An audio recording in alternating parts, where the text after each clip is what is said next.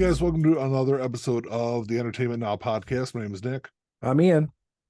And I will say that I forgot to say on the last couple episodes we did, if you're watching this on YouTube, because all of our episodes will be up on our YouTube channel, of course, give us thumbs up, hit the subscribe button, all that Facebook. I'm sorry, all that YouTube jazz. But podcast is available pretty much everywhere. It's on Anchor and Spotify. Spotify is a huge place for one of the biggest places for podcasts now. But shows up on there. It's on all the Apple sites and all that stuff too. But we're pretty easy to find. You can also find us on Facebook. We got a Facebook page that you can find the Entertainment Now podcast on. And I don't know. We're today we're kind of talking about some of our favorite movies, our top 5 movies. And of course, anytime you talk about anything like this, it's always very, very, very, very, very, very, very subjective. Right. And I'm sure if you're a movie fan, a movie buff, your top 5 could change, all the time. Mine absolutely. does. So this list, we could do this show again in a year, and my list will be different. To be completely honest, we could probably do this show in an hour. An hour from now, my list might change. Yeah, this is true. This is true. This is like our top 5 as of right now. How about that, Ian? Yeah, that sounds fair. I know that was it last episode we were talking about that 70s show. Maybe it was the first. Oh, it was on our first episode. We were talking about comfort shows. Comfort shows, yeah. So I know you haven't watched it yet, but I watched the new season of that 90s show. Mm-hmm. First off, they're really short episodes. It's really easy to watch. They're only 22-minute episodes. There's only 10 of them. So I was able to rip through the entire season in one night. And I know it's gotten kind of mixed reviews. Kind of. I don't really pay that much attention to reviews anyway, but I thought it was really good. I've heard good things from, YouTube channels that I watch. No, I haven't watched any reviews, they did a show about it. Yeah. But I've watched a few channels and it's been mentioned, and they didn't say that it was groundbreaking, but they all said that they enjoyed it and it was funny. Yeah, it was definitely funny. I mean, I think it did a really good job at taking off right from the previous series, right, straight from the 70s show, because that 70s show was really funny, and it's funny in a different way, because with that 70s show, it was really kind of centered around the kids, and a lot of the humor came from the kids and what the kids said and what the kids did, and it's kind of mixed with this because Red and Kitty have a lot of a lot of scenes in the new series. Right. And they do a great job. And they're both funnier than hell. Right. They both have comedy backgrounds anyway, but because they're kind of I feel like they're almost kind of like the backbone of the series, because I guess the same thing with that 70s show, none of them were really household names in really anything at that time. Right. And it was because of that show that a lot of them did become household names. And it's really kind of the same thing. These kids are all 15, 16 years old. I think so. Several of them, it's basically their first acting jobs. But they do a great job. I can't wait for the next season to come out.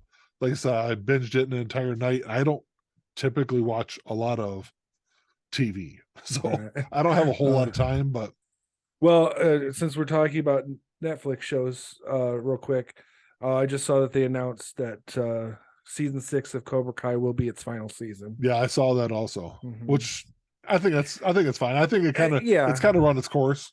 I mean, the creators said that they had ideas that could stretch to 10 seasons. Yeah, I just didn't. But they were always kind of pragmatic about it and said, it could go 10 seasons, but it doesn't have to go 10 seasons. Yeah.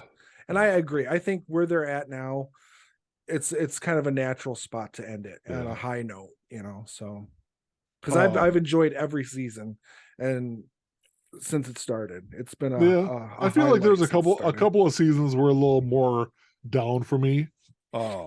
I think Yeah, I can see that. I think the first two seasons were definitely their strongest seasons, but I think season 5 was, almost as good as those first couple of seasons. The only season that was a little weaker for me was 3. Yeah, And that was only because I understand where they had to go with it with Miguel's recovery. Yeah. But I don't know if I would have written that. I mean, if I was writing it, I wouldn't have written him getting injured that badly, because it's kind of unbelievable for him to have recovered the way he did. Yes, exactly. And that's kind of some of the issues I've had with the series, even though it is a fantastic series. I overall, I love the entire series.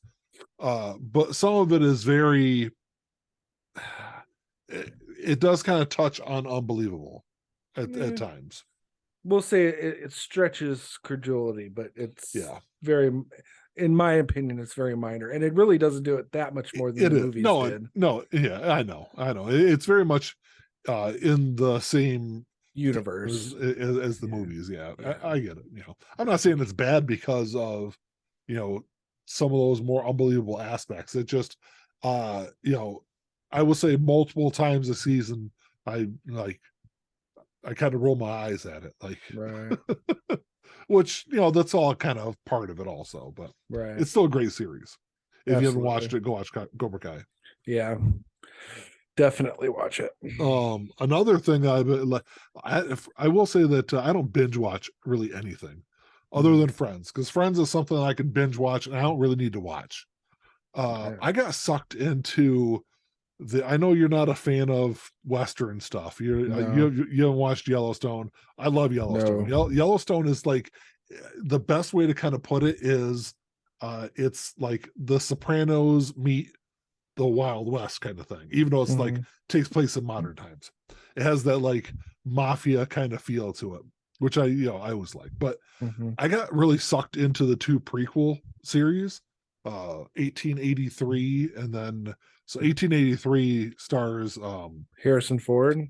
No, that's 1823 is Harrison Ford. Which 1823 is fucking fantastic. Is it? Okay. Yeah. Well, it's got Harrison Ford and Helen Mirren in it. So yeah, and I will say that that's the cool thing about the prequel series for Yellowstone is you don't have to watch Yellowstone. Yellowstone is it's really kind of irrelevant to the story. And the same thing with 1883. You can watch 1883 and really 1923 has nothing to do with it either.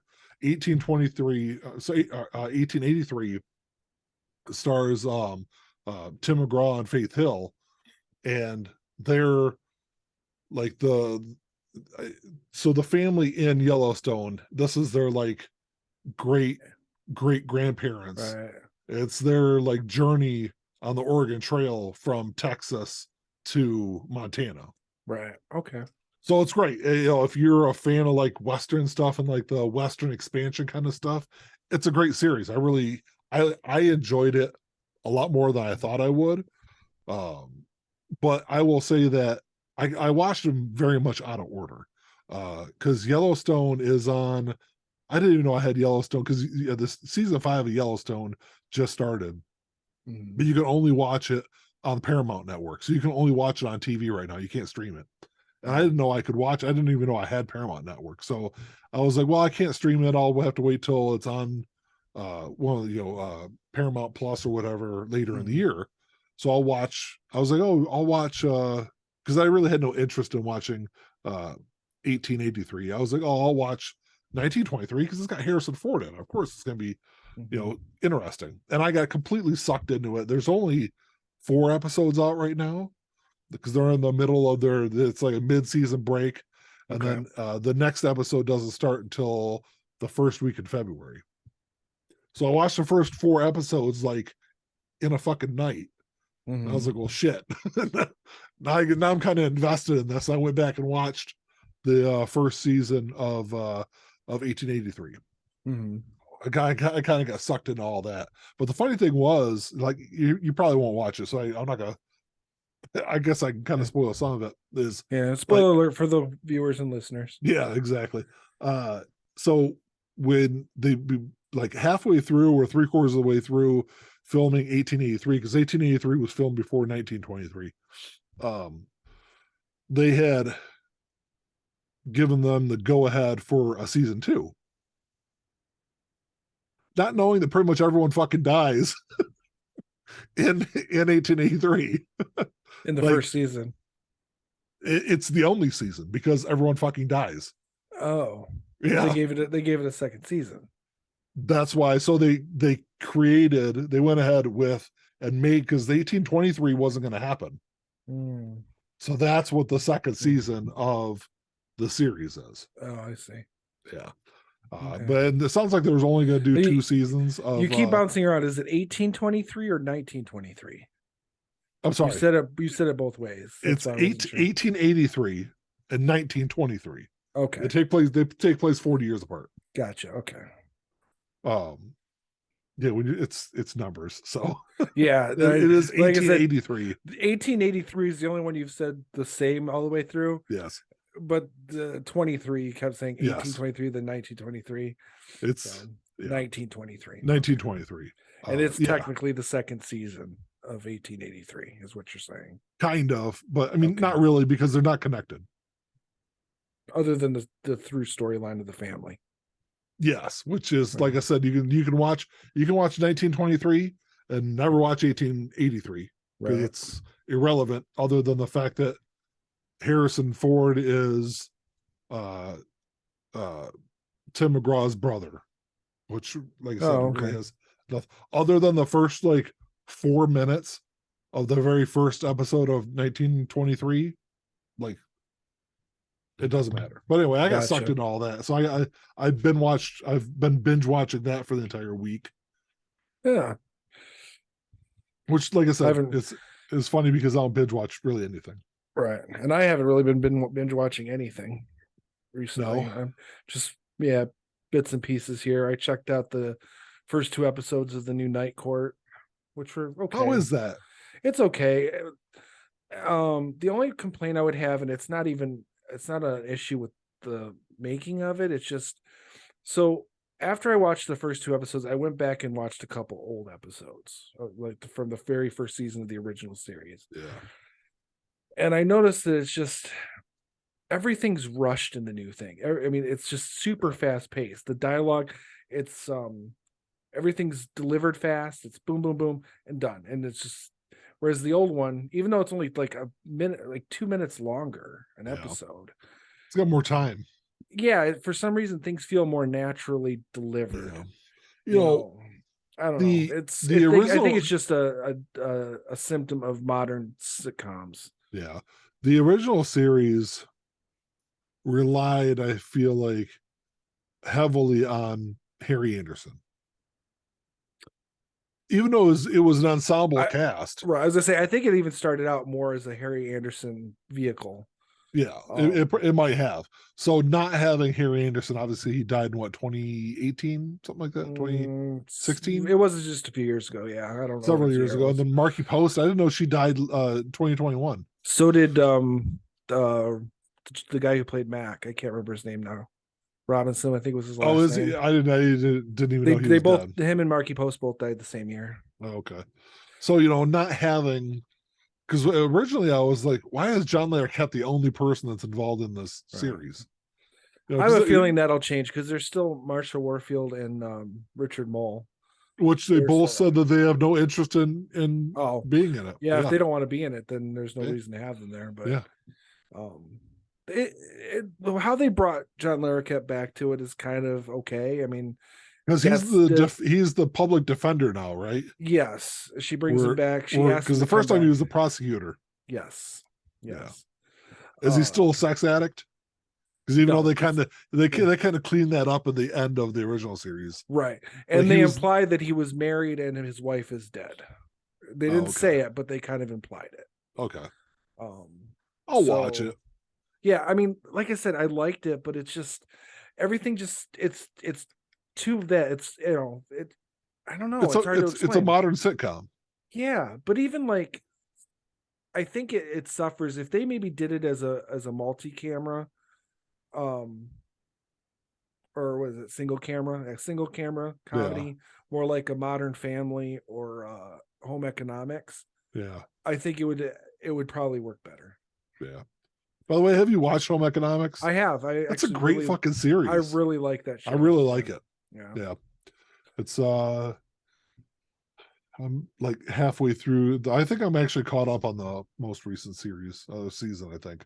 Because Yeah. they're in their I think they're in their third or fourth season right now. Third season, and I think Yeah. they're in episode 11 or something like that. Yeah, something like that. Whatever the most recent episode is the only one I have to watch. So okay. Yeah, I've always liked Topher Grace. I thought he was a good actor. I will say that, did you see the episode where they went to Disneyland or Disney? Yeah, they're in California, so I it'd be think Disneyland. that was the first or second episode of season 3. Yeah. Yeah. So it was, I don't know if you caught it or not. Did you catch the Spider-Man thing? No, I didn't. So yeah, Spider-Man walks by and they're like, oh, it's Spider-Man. He's like, I don't like Spider-Man. Because he was I know he was in Spider-Man 3. He played Brock. Yeah. What's his name? So I thought it was I got a good laugh out of that. That's pretty good. It's funny that I missed that entire reference. Really? Yeah. Yeah. That was great. But yeah, it's a great show. I think they do a really good job with it, and they put together a great ensemble cast for that one also. Yeah, I think so. I think the cast, because really only two of them are like known actors, right? Topher Grace, and then his wife is she's probably a bigger actor than Topher Grace is. I don't remember what her name is, but to be honest with you, I didn't recognize any of the other cast other than the parents. Really? So she was actually a big TV star in Mexico. Okay. And I don't live in Mexico. So I don't know, probably about 10 years ago, she got a spot on How to Get Away with Murder. So she was okay. Yeah, I never watched one of the big actresses in that, one of the big parts in that series. She's done a couple other things since then. So yeah, I mean, like overall, she probably has a bigger career than Topher Grace. Okay. Yeah. But yeah, the rest of them, I don't think. Well, I mean, they've all been in other stuff, but I just didn't really recognize them. I couldn't say, "Oh, that's that person from that movie or that show or whatever." Yeah. Well, the girl that plays, I should call her a girl, the woman that plays Topher's sister's wife. Yeah. She's a comedian. I would say she was probably the most recognizable. Like she's saw a big stand. Like, she does stand up comedy. And she's fucking hilarious too. I've watched a couple of her, like I don't think she's done like specials, but I follow her on Instagram, so she always puts reels clips up of her comedy. She's fucking hilarious. Is she? Yeah, that's good. And like I said, the parents I recognize from other stuff. So well, yeah, of course, but the other siblings not so much. Right. But yeah, I don't know. That was a long segue into our top 5 movies. Right. I will say that so like putting these in order was kind of hard. Yeah. The order on really any of these 5 can really change. Mine are not in an order. I'm just gonna list off my 5. So mine are in order, but yeah.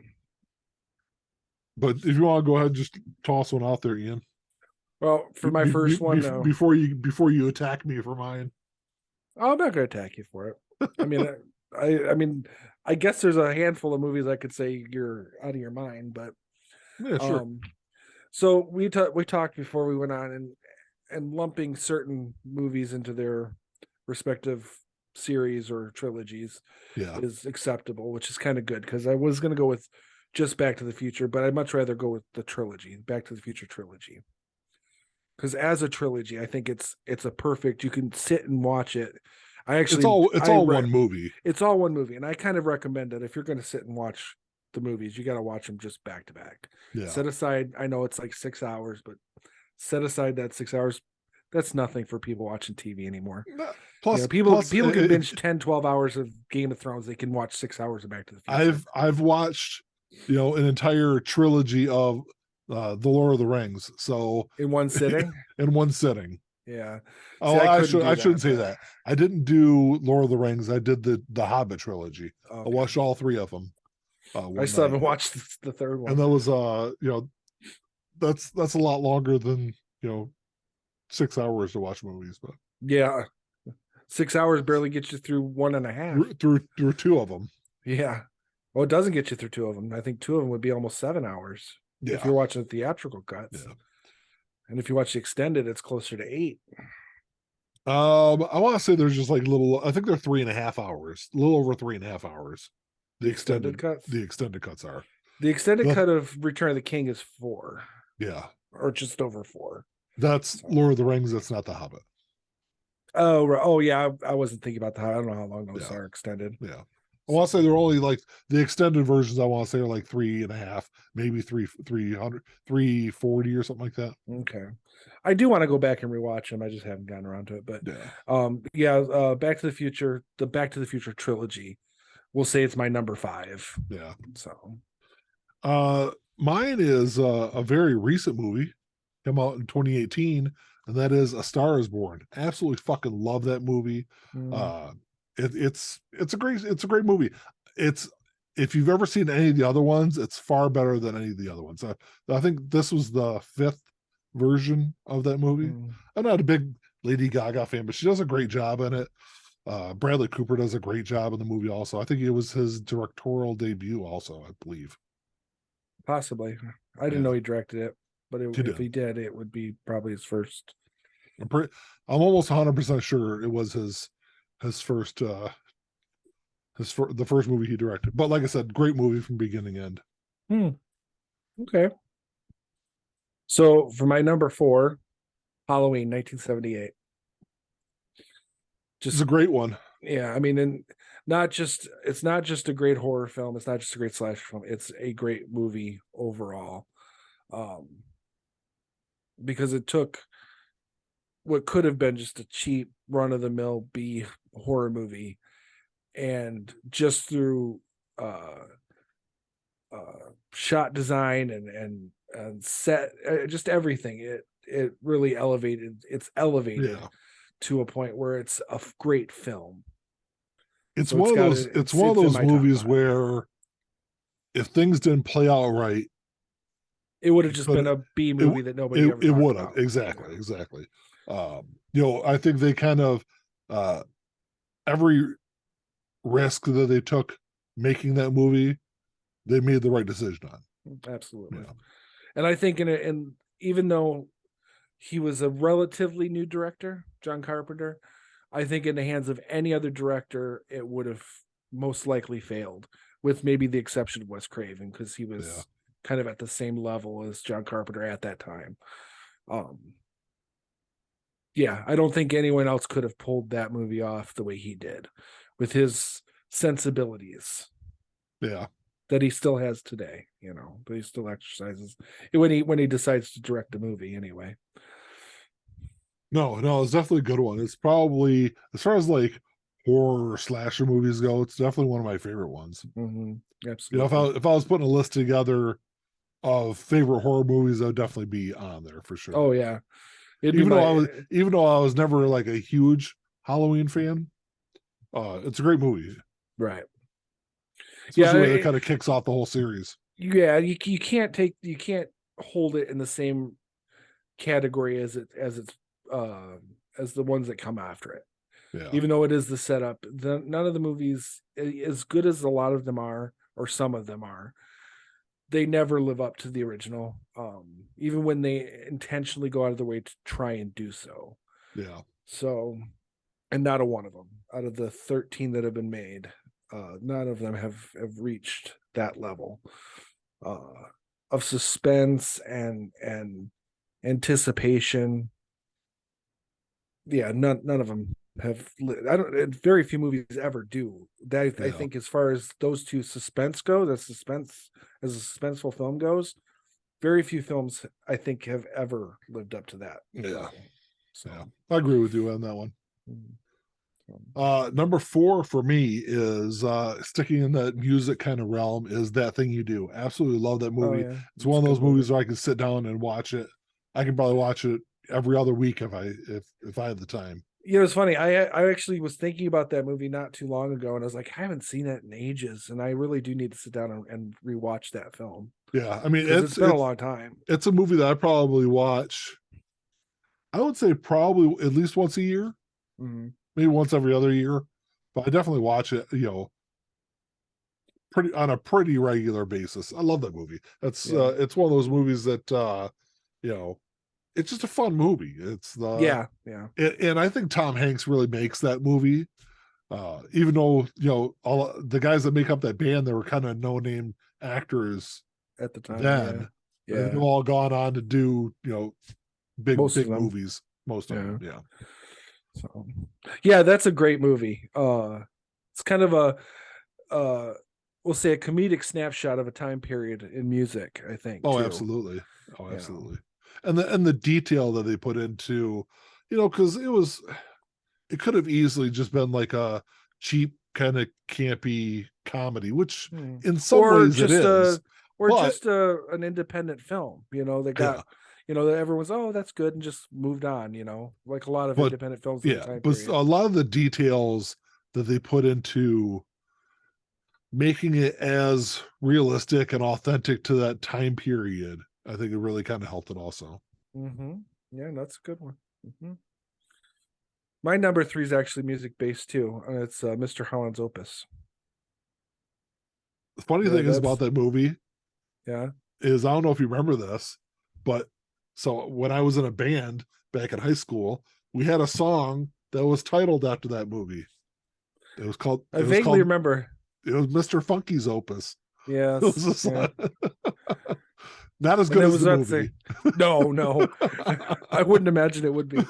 Um, but yeah, no, that it's one of those movies. It's kind of a detail movie, but it's so like character driven. And Richard Dreyfuss just Yeah, of course. shines. I mean, there's a lot of people who Absolutely. don't really like him as a person, but It's uh, probably out of everything he's ever done, it's probably my favorite thing that he's done.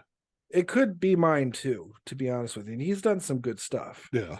Um, but yeah, it could be mine as well. But it's definitely my top five. I love that movie. Um, and that's a movie that again I haven't watched in ages, but it should really be a movie I watch at least once a year. Yeah. It's on Disney Plus, I believe. So Oh, is it? I think so. I think Hmm. it's on Disney Plus. So it's a movie I'm gonna go back and rewatch probably very soon. Maybe Not tonight. no, I definitely, the great thing about that movie um is kind of the same thing we talked about with some of the other movies, is really kind of the details, Mhm. the small details that really kind of help push that movie along and really kind of follow him throughout his entire career, his entire life. Life, yeah.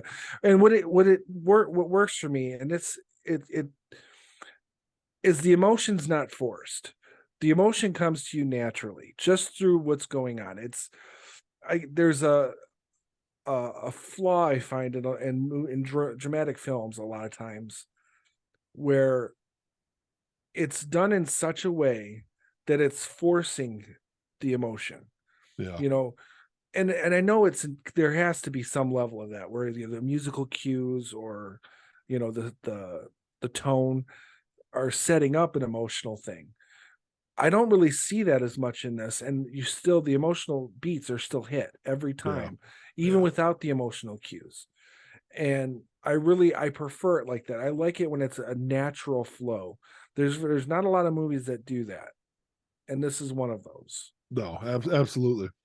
So That was I even your get a little choked up at the end. that was your number 3, you said? That's my number three. Yeah.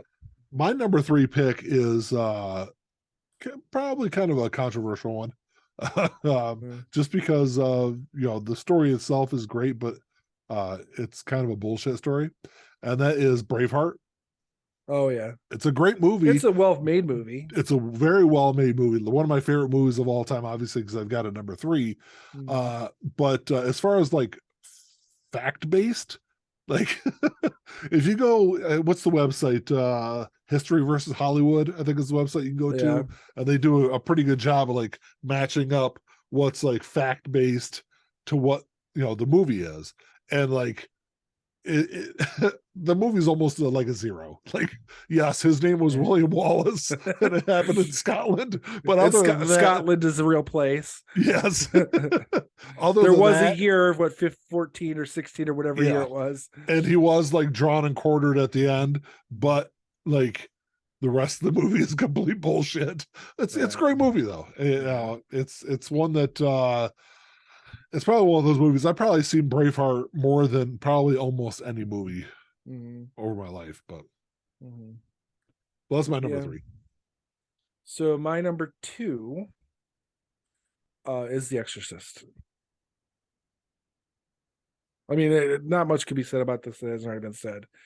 It's another situation where uh, it's elevated by the quality of the director, the quality of the writing, the quality of the acting. Yeah. And there are times where I feel it's kind of pretentious of William Friedkin, who directed it, to say that The Exorcist is not a horror film, because Really? he comes from that old era where it's like, horror films were not cool. They were not they weren't considered real film. They weren't considered real cinema. So he doesn't like when people call The Exorcist a horror film. I can see that to a point, but it Yeah. is a horror film, and And one of the best ones. it is, yeah, arguably it is the best horror film ever made.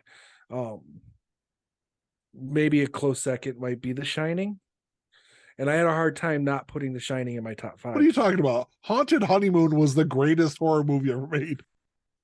It was the greatest horror. Well, it's one of the greatest horror comedies I've ever No, made. I I know. love that movie. I'm just joking. Um, Haunted Honeymoon and Clue are a good double feature, by the way. Yes. Yeah. The Exorcist. Yeah, it's just yeah, it's. I think it's a high point in cinema alone. That Yeah. take the horror element out of it. So that in that sense, I will agree with William Friedkin on that level.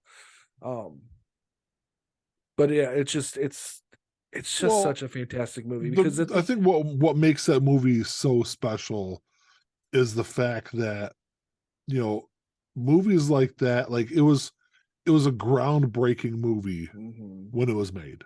Right. Obviously, since then it's not but that was like The Exorcist was the really kind of the first movie like that, and everything else is kind of I would argue to that that maybe level. Rosemary's Baby was probably maybe a little bit more ahead of its time than Exorcist, but The Exorcist took it to the next level. Yes. So Yeah. No, that's a good one. for sure. Yeah. Number 2 for me is where I kind of lump in a bunch of movies. Okay. Because I couldn't pick just one of the Rocky movies. I've got Rocky 1 through 5. I take out the Rocky Balboa because like 1 through 5 were one story. Overall, It was that's all one like yes, you can kind of the Rocky Balboa is like a continuation of the story after Rocky 5, but it's so like separate from the first 5 movies. Of course, the Creed movies I was just gonna say fantastic, but Rocky Balboa is as separated from the first 5 as Creed is. yes, yes, Even and though that's why I they said all exist in the same universe, there's a separation there, yeah, for sure. and that's why I said it just those first 5 movies. The like, if I were to pick like my favorite, obviously the first Rocky movie is incredible, and I think the whole story behind it is because Sylvester Stallone was a struggling actor at the time. He was fucking broke. He had a couple of dollars to his name and just happened to go to a Muhammad Ali fight.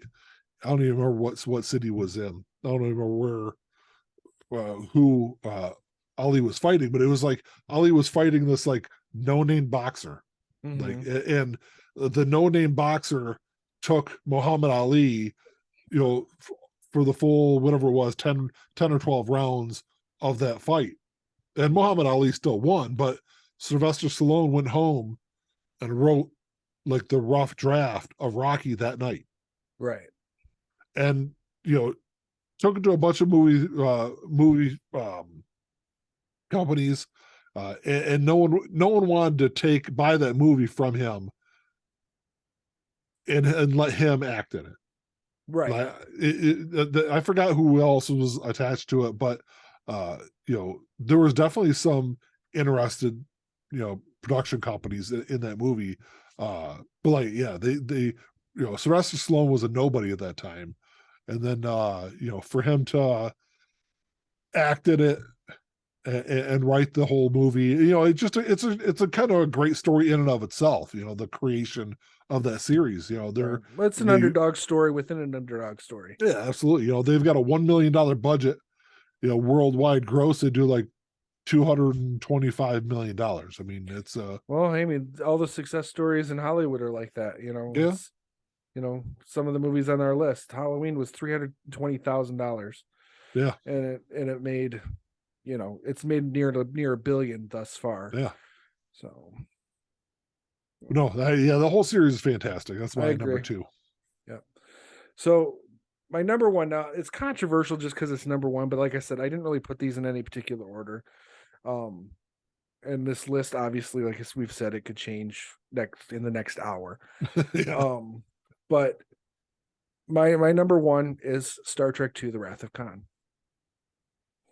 and it's be for multiple reasons. One, it's just a great goddamn movie. yeah, Two, it pretty much defined what Star Trek would be for the next 30 years in many ways. And it came off of a movie that was a success, but wasn't. There's no way if they had continued going with the style that they were going with the motion picture, there would be any Star Trek right now. yeah, It would have died at number two. And all the creatives that came together and created that story and made it such an emotional story within this action sci-fi film.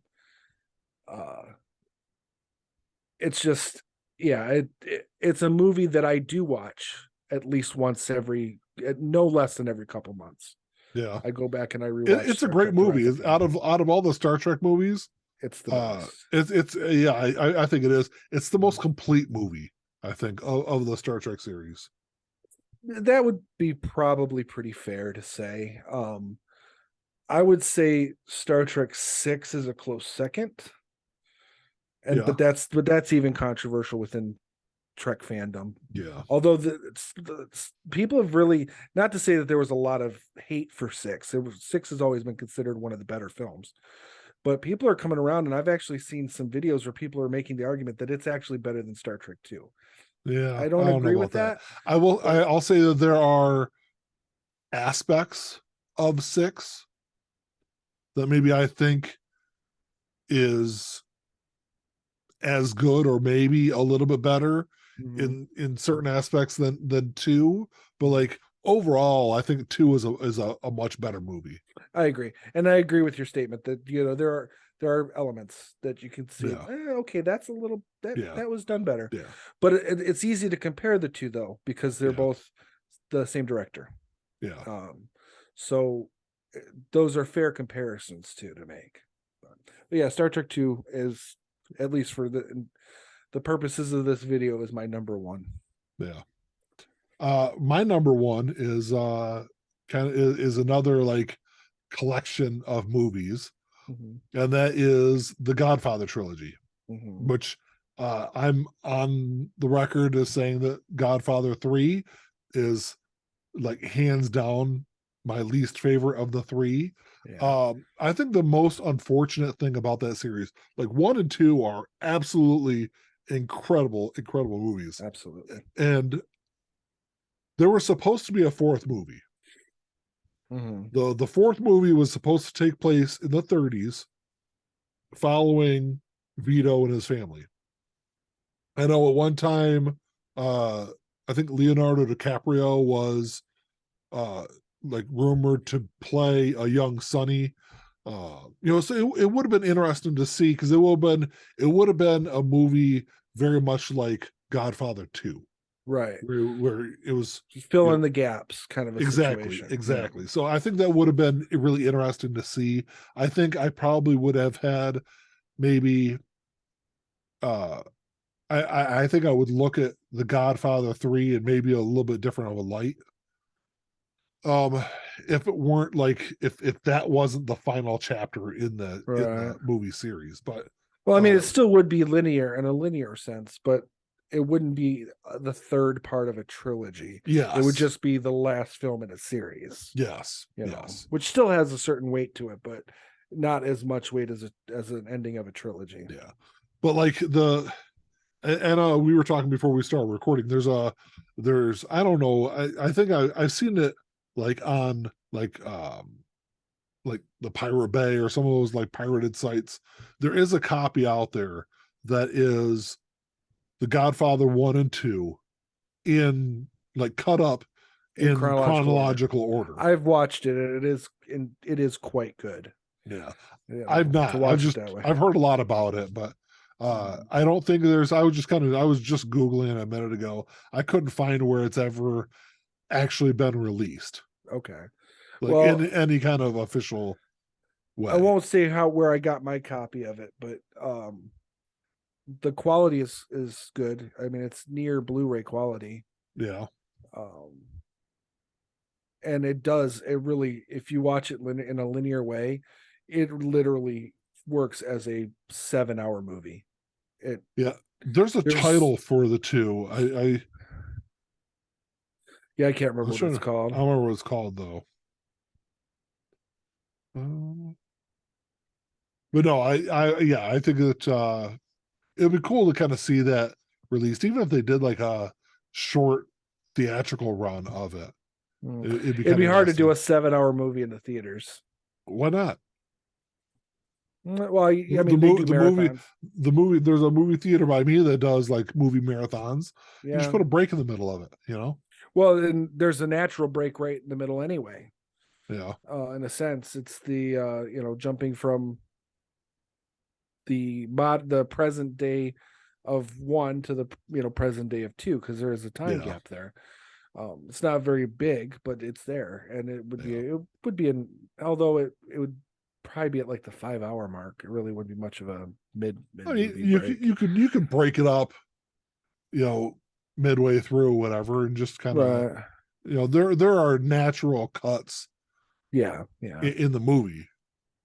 Yeah. There are really because there's a time gap.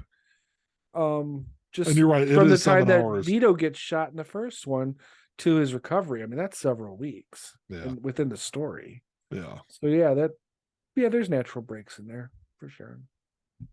Yeah, that's my number one. Yeah. Yeah, not a bad Um, list. The only movie that was brought up that I really haven't seen, I don't have any opinion on. I just don't really have any interest in seeing it, is A Star Is Born. yeah, I love that So movie so much that I don't own movies, and I have it on DVD and Blu-ray. So yeah, it's a great yeah, movie. It's a great story, and it's, I don't know. It's very, very different than the other four movies that takes off of. as far as my number one movie, I have owned that on every media platform with the exception of 4K, and I intend to get the 4K. Yeah. But Yeah. VHS, DVD, Blu-ray. I have two copies of it on Blu-ray because I bought the director's cut and I bought the big box set of all the Yeah. films, and then I'm going to get the 4K version. I'm slowly getting back into Physical media. physical media with music. I don't Oh ever yeah. see myself doing that Did you with say movies. slowly? Yeah. That's a misrepresentation, my friend. Why is that? Because you went from 0 to 1,000 in 2 years. I didn't know it wasn't. It was like 3 years. Oh, I'm sorry. And it's taken me I've been it's been 5 years, I think now. Four and a That I've half, been yeah. It's the middle uh of 18 when you started. no, March. Oh, was March it of 18. Okay, that's Yeah, almost 5 years. so in almost 5 years, I've got, a little over 1,200 albums and maybe, 200 or 300 CDs. Mm-hmm. That's Yeah, that's slowly. that's not really slow now.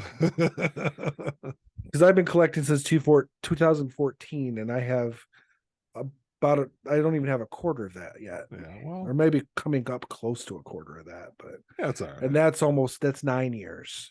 Yeah, So I'm slowing down in my purchasing habits though.